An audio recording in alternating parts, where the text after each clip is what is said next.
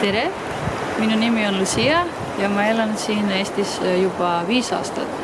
Aga ma räägin natuke eesti keelega, ma räägin ka inglise keel. My name is Lucia and I was very lucky to work with Indrek on this new book that he wrote the story for.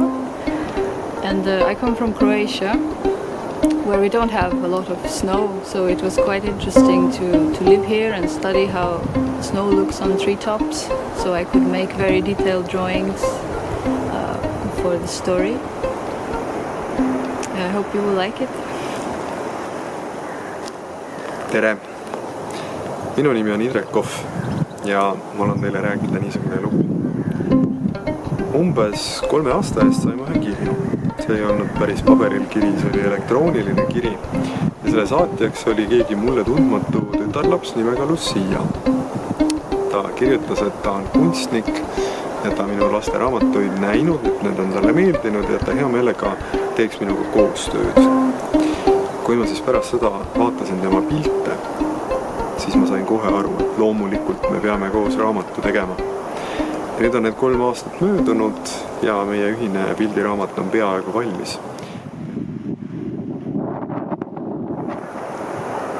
Meie kohe valmis saava pildiraamatu pealkiri on Palavikulilled. Ja mulle tundub, et praegu on päris oluline ära öelda see, et raamatu idee on sündinud kaua aega enne seda, kui see kuri koroonaviirus meid siia hirmutama jõudis.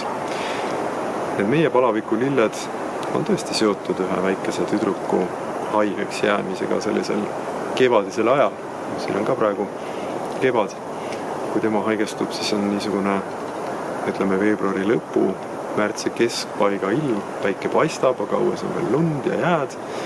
Ja siis nagu ikka lapsed tahavad lume ja jääga ju väga otseselt kokku puutuda.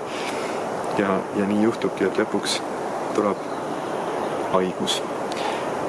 Ja meie raamat räägib siis sellest, mismoodi see haigus läbi tehakse ja kas haigus võib olla mingis mõttes ka kasulik, kas ta võib elu kuidagi ilusamaks teha, muuta meie olemise värvilisemaks, kergemaks ja õhulisemaks, kui me kord oleme selle läbi teinud.